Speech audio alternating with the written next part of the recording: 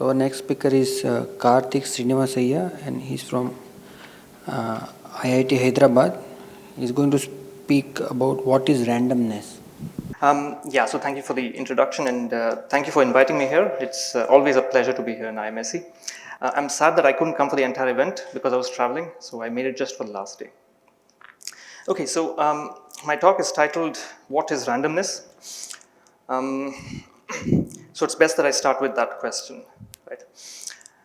So the question, what is randomness, can work on multiple levels. It can work, from a purely mathematical level. You could ask what randomness is all about. You can also ask just at the intuitive level. You can also ask this question at like a philosophical level. But here what I really meant, at least with the talk title, was just at the most intuitive level. So we live in a universe. We look around us, there are all kinds of phenomena and events happening around us. And some of these events look random. Some of the outcomes just look random to us. And again, when I say look random, I'm just talking about just the English usage, just the common usage of looks random. And one could ask, why is it that some phenomena look random and some others do not? So what's all this about? And you could ask an even more fundamental question, and that is, what does it even mean for something to look random? Right? Now, again, like I said, this can work on like multiple levels, but right now I'm just talking about the most intuitive interpretation of these questions. Now, this also is related to a very big open question, which is there randomness in the universe at all? Like, are there physical sources of randomness in the universe? And this is quite a big open question, and we don't know if there are physical sources of randomness, but if you ask scientists from various areas, they might give you various answers as what might be candidate sources of randomness. So I've listed some of these, like Brownian motion, atom decay, radio noise, sunspots, stock markets and stuff. Now the first two are kind of like verified sources, not of randomness, but I'm saying that I asked somebody who I trust. So the first one is Brownian motion was, I basically asked a friend who works in biomimetics, and he told me this is the first candidate source of randomness that comes to mind for him. So that's what I put. Atom decay, I asked a physicist who works in AMO physics, and she told me, well, this seems to be the first thing that I get in my mind. And the remaining are from Google, so I don't know what they're all about. Okay, so these are like some candidate sources of randomness, and many of these are, like I said, I asked people in like computational biology or biomimetics and physics and stuff, but I am a computer scientist. I'm no physicist, okay? So the quintessential example event or example random event for computer scientists is the coin toss, okay? And we define it theoretically, at least in theoretical computer science, in all our courses, we define the coin toss as a random source. And the way we do it is the following. It's defined like this. It's an event with two outcomes. You either have heads as an outcome or you have tails, and they're mutually exclusive, and we define it to be a 50% chance for each, okay? And well, in theory, this is a source of randomness simply because it's by definition random. You've got a 50% chance of getting heads or tails, yeah? And in almost every course that we do in theoretical computer science, this is like the quintessential example. But turns out the coin toss is also used as a source of randomness in several casual real-world events, okay? Like, look at these guys, right? They're using a coin toss. The one in blue is our main man. So he's going to toss a coin, and the other person has to call it. Yeah? So that's the random event that is used before a lot of sports events, including cricket, as is the case over here. Now, so the way it's defined in practice is the following, right? So this part is how it's done. Someone tosses a coin, and you're supposed to call heads or tails. And that's a prediction. Okay? So that's the only difference. You cannot just define it to be random in practice, and you've got this call, which is a separate thing. So now, I'll recall that in English, the opposite of the word random is predictable. Okay? So the calling heads or tails is essentially that prediction that you're asking. So now you could ask, what's really random about this practical coin toss that we do before a cricket match, right? So here are two thought experiments. So the first one is the following. Imagine you had a machine that could toss a coin almost identically every time. You put the coin into a slot, it tosses it identically. Yeah? Then the outcomes are going to be identical. You're always going to get heads, or you're always going to get tails. And that won't look random to us anymore. Yeah? Again, by looks random, I just mean the most intuitive sense. If all the outcomes are just the same, that doesn't look random. Yeah? Here's another thought experiment, which is, imagine you had a really powerful computer, which has several cameras and stuff focused on the person tossing the coin. And it has all kinds of modern technology built into the camera as well as the computer. So you've got all these convolution neural networks and deep learning and AI and stuff, right? And ray tracing and any other buzzword you can think of. So no expense has been spared in creating this computer, and no buzzwords either. And this thing can perfectly predict the coin toss as soon as it sees a person tossing the coin, right? And imagine you have it with you. And now, as soon as someone tosses the coin, as soon as the coin leaves the hand, it tells you it's going to be heads or it's going to be tails. Yeah. So the prediction is being done by this super powerful computer, and will that look random anymore? I don't know. Like if you can immediately tell the answer, it doesn't look random, right? So here's what has happened. We took like a coin toss, which is in fact used in like several occasions as a source of randomness. And in both these thought experiments, so in the first one, we made the prediction itself trivial because the outcomes are going to be identical. So the prediction is trivial. The second one, the prediction is not trivial because it could be heads or tails, but we have extra computational power, which is somehow able to tell us what it's going to be. So in like the second thought experiment, if you had to call it, you're always going to be right. Yeah, so the prediction is, you're able to compute it. So there seems to be some connection between able to compute the outcome of an event and the event looking random to us. Yeah, so what is this connection, right? Could it be that our inability to compute is masquerading as randomness? Or is there something more to randomness, right? So if it is true that our inability to compute the outcome is nothing but randomness, and then there is no randomness in the universe at all, right? And that's a possibility. Maybe the universe is just deterministic. That would be very boring because everything is predetermined. Nothing happens by chance, and there's no such thing as serendipity, right? It's all just boring. So I hope that's not the case. And one could ask, is there more to randomness than just this, right? So with that being said, that was kind of like the motivation for this talk. What I'm going to do is introduce a very fascinating area of mathematics called pseudo-randomness. And the plan is to cover two ideas from like classic results of pseudo-randomness, nothing about the state of the art. The state of the art is fairly sophisticated. And so the plan is just like two very elegant ideas from back like 80s and 90s, okay? So before I go ahead to like the technical part, one disclaimer, I do not work in this area, so I'm not really an expert. But feel free to ask me anything you want over coffee and we can look it up and I'll learn something as well. Okay, hopefully I've not lost anyone already. The losing part happens now, okay? At least in my opinion, there are like two main lines of research in pseudo-randomness. The first one is hardness versus randomness, which I'll tell you about. And the other one is assuming you have true random sources, how powerful is randomness to computation? Like, can we trade some memory space and get rid of randomness, or like get rid of the need for randomness? Or can we trade randomness for running time? Yeah. So, okay. So before showing you like the first paper, whose idea I want to present, I would like to make one thing formal, and that is what does it mean for something to look random? Okay. So as is the case in mathematics, we have to formalize everything and make everything precise. Okay. So here's a definition. So imagine you've got a randomized algorithm, and in the context of everything I said so far, your randomized algorithm is like an observer, okay? And it uses some R bits of randomness, yeah, for some n bit input. And you've got a function g.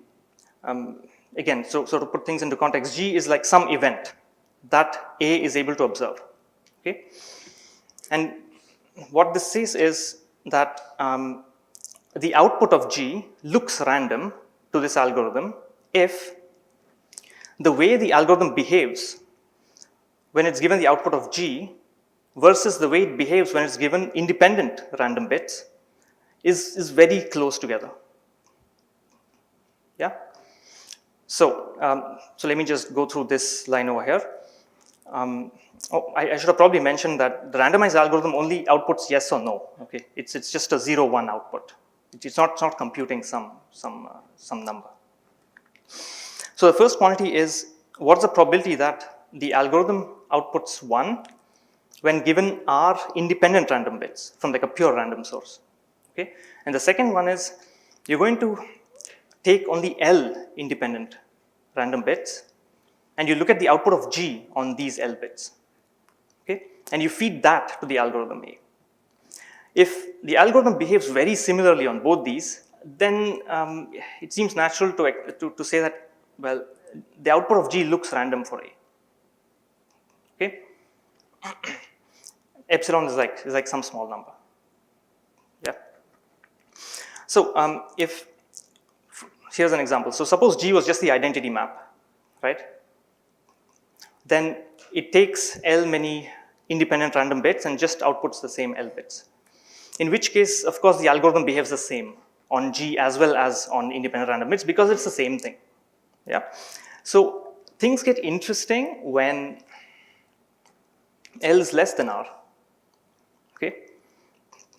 So So if L is less than R, then what happens is that you're giving few independent random bits to G and outputs a much longer string. Yeah. So the amount of randomness in the output string is really only L bits, but the algorithm doesn't really see such a big difference in the output of G versus getting completely independent random bits. Yeah. So this is a very natural way of formalizing what it means to look random, right? We're basically saying that the algorithm behaves very similarly whether it looks at G or whether it looks at independent random bits. Yeah. So when L is less than R, G is called a pseudo-random generator. And L is its seed length. Essentially, since we're picking an input to G independently, well, uniformly at random, then so that's like the random seed for it, and it stretches the string to a much longer string. Okay. Okay. So the first paper that I wanted to tell you about is this paper simply called Hardness versus Randomness, and this is quite an old paper. It's actually from '88 or '89, at least the conference version is. And this is the journal version from '93. So I'll just read through this. It kind of fits in very well with everything I was saying so far. So it says we present a simple new construction of pseudo-random bit generator. I'll tell you about this soon. Stuff and 1 second, it stretches. Right, so they say it stretches a short string of truly random bits into a long string that looks random to any algorithm from a complexity class C. And this is the most important part, using an arbitrary function that is hard for C. So here's what's happening. Imagine you've got a machine, right? And this machine cannot compute some function f. Yeah? What they're doing in the paper is, they're like, well, this function cannot be computed by this algorithm or this machine that you have. We will use this function to come up with a sequence of bits that will look random for this machine. Okay. So it's very much like what I was talking about earlier, is our inability to compute something the same as looking random. Yeah. So over here, I should make like one thing precise. So what do they mean by an arbitrary function is hard for C? So it's a bit different from the usual notion. So we say a function f is hard for some computation model C if it cannot even be approximated well by machines in that computation model. So imagine you have like polynomial time machines. Polynomial running time machines, then if you take a function that they cannot even compute in the average case, as in they cannot even approximate it well, then you call that function hard for that. Okay? And what the paper does is they take such a function and show that you can now create a pseudo-random generator using this function. Yeah. Okay, so I just want to tell you about like the main idea of this thing. And the way it works is the following. So take a function that this machine cannot even compute. cannot compute even in the average case, yeah, cannot even approximate the function. So here's like a very simple way to do like a 1-bit stretch pseudo-random generator. You pick x1 to xn uniformly at random and independently at random, so these are pure random bits, and you simply compute the function f on these bits, okay? And you attach this output at the end of these n bits, yeah? Now, well, intuitively, the first n bits are anyway random. We pick them independently at random, so of course the first n bits look random for the function, for the machine. And the last function, we just, the last bit, we assume that this function is hard for the machine, yeah? So of course even the last bit will look random, okay? That's just the intuitive thing. So this is a 1-bit stretch, by which I mean we used n bits of independent randomness and we added one more bit to it in a way that the resulting sequence still looks random, okay? So what they do in the paper is much better, and that's the core idea of the paper. They do a much better stretch, and the idea is the following. You take a slightly longer string independently at random, each bit, and you construct a family of subsets, each of size n, and with small pairwise intersection. So is the claim that if x1, xn are independently chosen, Yeah, and if you apply an art function f, yeah, at the end, yeah. the length of string of length n plus 1 is also, is that here? Yes, it will look random for the machine m. Yeah, that's right. But if you have a definition of a art function, Yeah, you have a definition of an identical. right, right. So is that a theorem that if f is hard, then this is whatever? Yeah, so if f is hard, You said looks random. it looks random to the machine m. Yeah. So what I mean is that m will behave, so I mean in this sense. So m will behave almost as if it got n plus 1 independent random bits, which just maybe like an epsilon, like just a small difference in behavior, that's it. Exactly, yeah, it will fool it, yeah. So in fact, like since you brought up that point, so in this definition itself, there is some insight that we get into all of this stuff, which is, so look at this sentence. It says, intuitively, the output of G looks random to A, and the insight there is that what looks random is a function of the observer as well. Okay? So like a function might look random for one machine, but might not look random for another machine. And just in making the term looks random precise, there is some insight that we get out of that. Okay. Okay, so going back, yeah, so just to repeat, this string of n plus 1 bits will look random for this machine m, because we assume that f itself is hard, and this can be proven. It's fairly easy to prove this. So what they do is the following. You take a slightly longer seed, okay, and then you construct a family of subsets of size n with small pairwise intersection. I'll make it precise, and then you apply f to the projection of the seed that you took to each of these subsets. So let me make this precise. So you take a family of subsets, we've got m of them, of this universe, 1 to L, and we call this a Kn design if each subset has size n and the intersection is at most k. The pairwise intersections are at most k. Okay? And the main idea is the following. You construct such a family of subsets, which is a Kn design, and you choose a seed at random. So you've got x1, x2, xl. You've chosen L bits at random. And the pseudo-random generator is now the following. You apply f to the projection of x on the first subset, and apply f to the projection of x on the second subset, ... Okay? So once again, each subset has exactly n positions. And when you take projection, what I mean is you've got this long string and you look at the bits present in the indices of S1. That would be the projection of the vector x onto S1. Yeah. So you do this and they show that in fact G will fool the machine M with like carefully chosen parameters.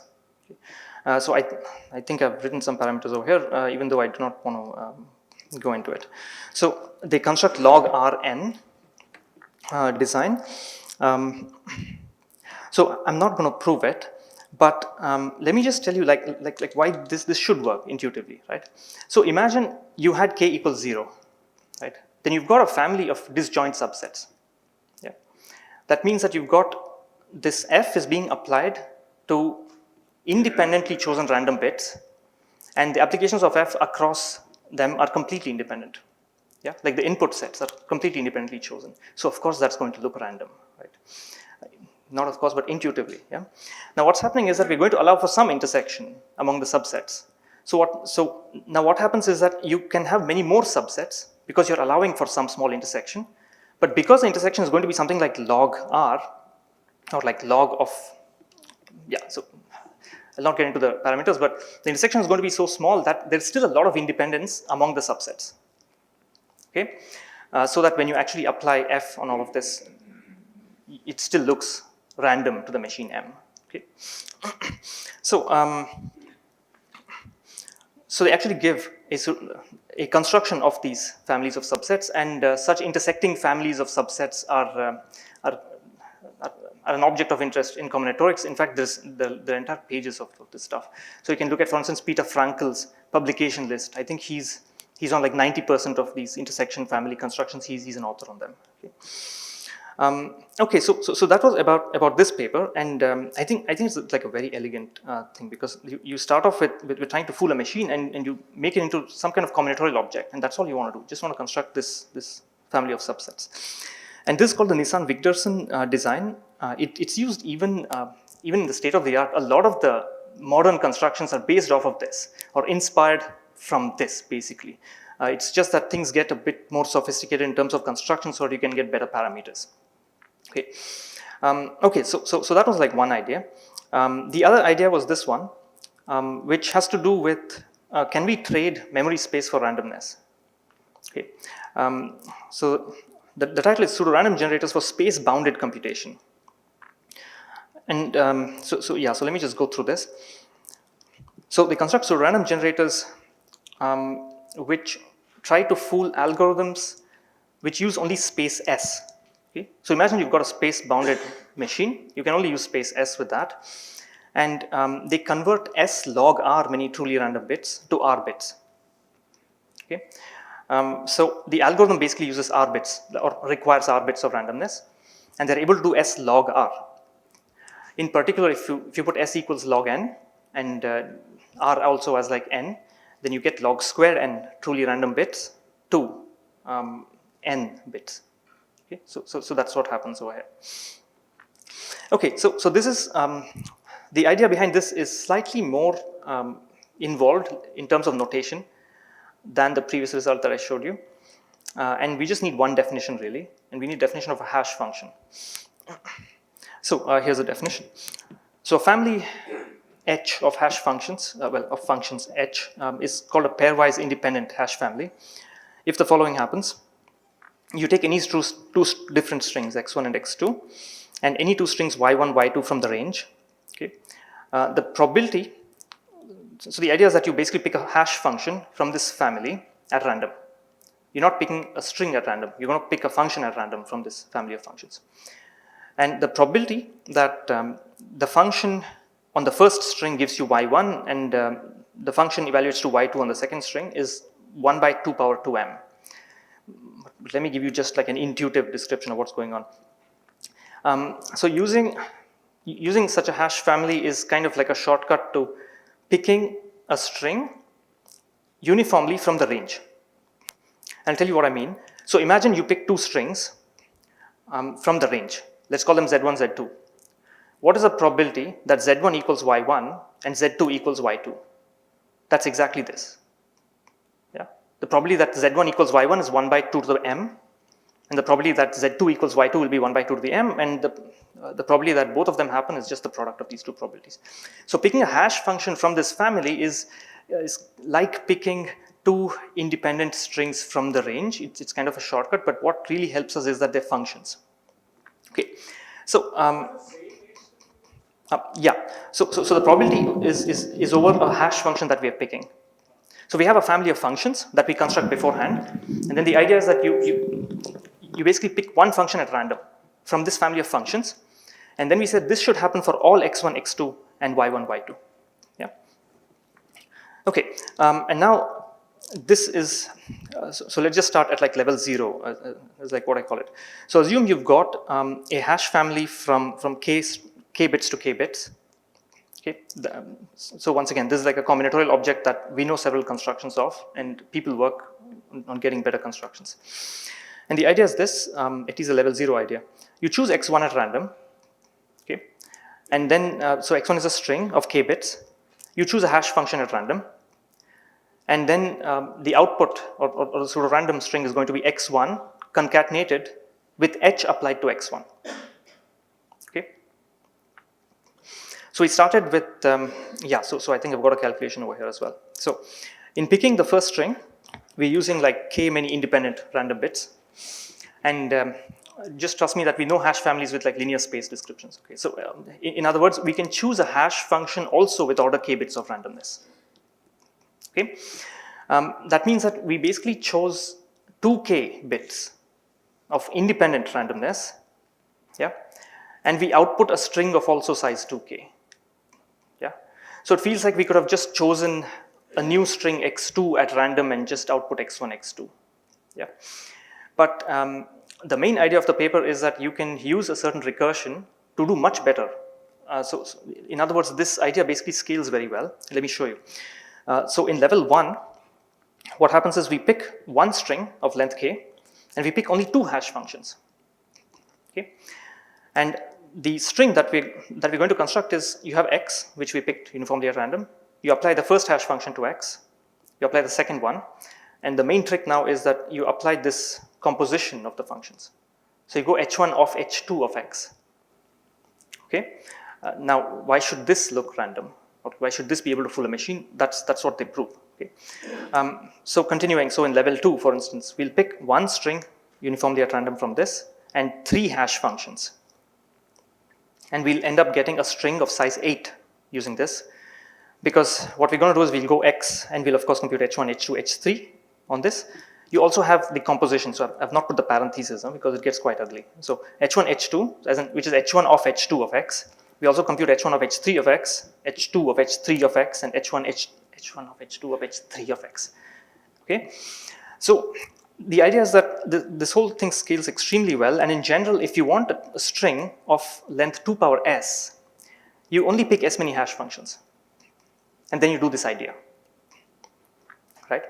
So if you just do like a very simple calculation, well, we pick one string of k bits at random, and you pick s many hash functions, each of which requires k bits at random. So in the end, we've got sk plus k, right? So that's like k times s plus 1, many uniformly random bits that we used. And our output string is going to be of size 2 to the power s. Yeah. So in particular, if you choose the parameters correctly, you can stretch log squared r, many random bits, to a pseudo-random string of r bits, which will fool any machine which uses r bits and small space, so log space machines. Yeah. So the way I described it is actually, I basically unfolded a recursion. So the way this is defined in the paper is very elegant. Just these 2 lines is the definition of the pseudo-random generator. You have a base level of the recursion, which I was calling level 0. G0 of x is just x. And then, this should be gk, the subscript to g. Yeah? The kth level is simply the concatenation of the k minus 1th level function applied to x and the first k minus 1 hash functions.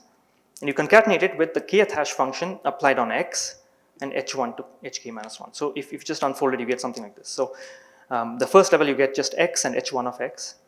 And the second level, like I was describing, you get x, h1, h2, and then h1 of h2. Okay. How many minutes? 2-3 minutes. Perfect. I'm done almost.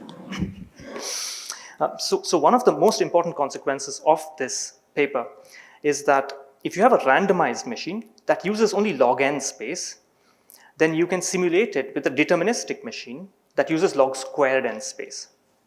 So we basically traded quadratic space, and we've completely gotten rid of randomness in this case. Okay, the state of the art over here is, instead of 2, you got 1.5. Okay, and it's strongly believed that randomness doesn't help with computation when it comes to log space machines. In other words, one of the biggest open problems and something that still people are working very actively on is to make this just log n, and hence showing that randomness is useless when it comes to log space computation. So in conclusion, and I'm well within time, what looks random is a function of the observer, and that came straight from the definition at least. And it seems to be so in like the way, at least in theoretical computer science, this is very true. And hardness of a function can be used to fool the machines for which it is hard. So this kind of like the general theme that I was talking about earlier, where I was asking, is it true that not being able to compute something is nothing but randomness? At least in theory CS, it seems to be the case. At least there's a lot of evidence for it, although we haven't proved it in the general case. The last point I didn't talk about at all, but this is actually a follow-up paper by Impagliasso and Vigderson. I'll be happy to chat about this over coffee, so you can just ask me about it. Yeah. Okay, thank you.